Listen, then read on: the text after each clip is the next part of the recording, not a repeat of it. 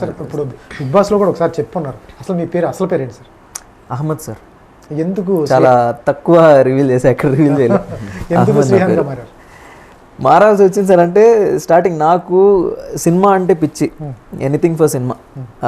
అలాంటి మూమెంట్లో అంటే స్టార్టింగ్ వచ్చిన కొత్తలో, హైదరాబాద్ వచ్చిన కొత్తలో కొన్ని ప్రొడక్షన్ హౌసెస్కి బయట తిరిగినప్పుడు ఫస్ట్ యాక్టింగ్ పర్ఫార్మెన్స్ ఆడిషన్ ఇచ్చినప్పుడు పాజిటివ్గా బాగా రెస్పాండ్ అయ్యేవాళ్ళు. తర్వాత ఏం చేస్తుంటావు అది అడిగితే ఇలా జాబ్ చేస్తున్నాను, తర్వాత ఇలా వస్తున్నాను, okay okay nice nice sir, నీ పేరేంటి అన్నప్పుడు పేరు చెప్పగానే వాళ్ళ మొహంలో నాకు కనిపించేది అనమాట, ఏదో కొంచెం డిమ్ అయ్యేది. డిమ్ అయ్యి ఓకే కాల్ చేస్తాం తర్వాత చెప్తాం అనేవాళ్ళు. వచ్చేసేవాడిని. పాజిటివ్ అన్నారు, బాగా చేశాను అన్నారు. తర్వాత అన్ని పర్ఫార్మెన్స్ బాగా చేస్తున్నావు, తక్కువ టైంలో ఇది చేస్తున్నావు, బాగా గ్రాస్ చేసుకుంటున్నావు అన్నారు. ఇంకా ప్రాబ్లం ఏంటో అర్థమయ్యేది కాదు. తర్వాత నా పేరుతో ఏమైనా ప్రాబ్లం ఉందా అని నాకు ఎక్కడో డౌట్ కొట్టింది. ఎందుకంటే నా పేరు చెప్పినప్పుడే కదా సార్ వాళ్ళ మొహంలో రూపురేఖలు మారుతున్నాయి. అది చూసి ఏమో నాకు తెలియదు. మీకు అనిపించింది అలా? అనిపించింది సార్, నాకు అనిపించింది. సో ఇంత కష్టపడి నేను వచ్చిన తర్వాత ఇప్పుడు పేరు ఒకటి అర్థమైంది అనుకోండి, అదొక రీజన్ అవ్వచ్చు. నాకు తెలిసినంత వరకు ఇక్కడ స్టార్టింగే సార్, అంటే ఎస్టాబ్లిష్ కాకముందు ఇలాంటివన్నీ ప్రాబ్లమ్స్ ఉంటాయి. ఒకడు ఎస్టాబ్లిష్ అయిపోయిన తర్వాత వాడి పేరు కానీ ఏదైనా పర్లా.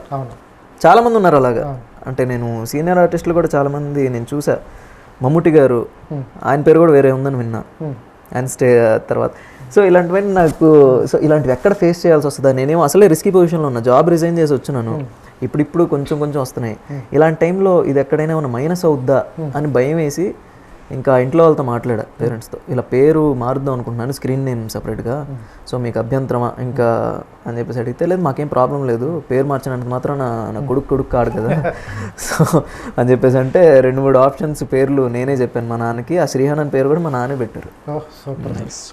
సార్ ఈ ముస్లిమ్స్ వర్గాల్లో ఇష్టపడతారా ఇవన్నీ కమ్యూనిటీ మార్చుకుని? ఎందుకంటే మీ ఇంట్లో అర్థం చేసుకుంటారు కాబట్టి, మీ కమ్యూనిటీలో వాళ్ళు అంతా ఒప్పుకుంటే యాక్సెప్టబుల్?